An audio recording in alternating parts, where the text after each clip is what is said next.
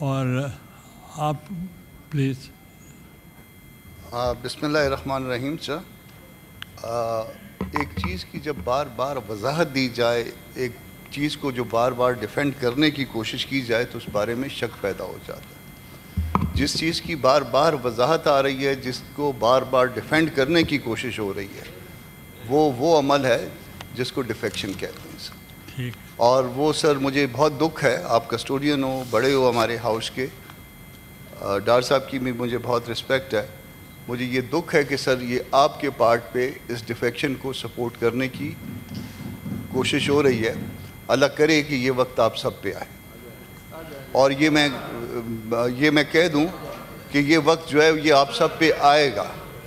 آپ جس طرح سے اس کو سپورٹ کیا ہے، یہ کلپ نکال کے لوگ ہمارے سامنے جو ہے نا ہمیں کنفرنٹ کروایا کریں گے کہ جناب اس وقت جو ہے نا وہ آپ نے یہ رولنگ دی تھی، جس طرح سے آج آپ نے شاہ محمد صاحب کی جو رولنگ جو ہے وہ ان حوالے سے جو ہے ہمارے کنفرنٹ کروائی تھی. آج کل اس کے بعد یہ آپ والی بھی کنفرنٹ کروائی گی. سر ایک دو چیزوں کی وضاحت کرنا چاہتا ہوں.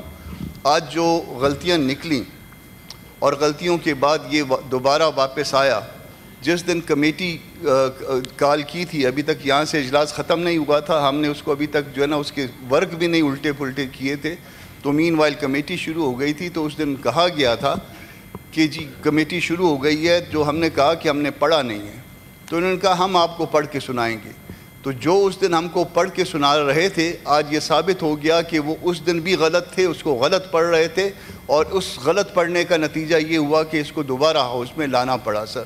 تو اس کو اب بھی ہم نے جتنی جلدی میں کیا ہے اس دستوری امینڈمنٹ کو، اس کا نتیجہ جو ہے اس کی غلطیاں ساری زندگی جو ہے سامنے آتی رہیں گی. اس کو ہم نے اچھا نہیں کیا. ڈیفیکشن کو سپورٹ نہ کریے.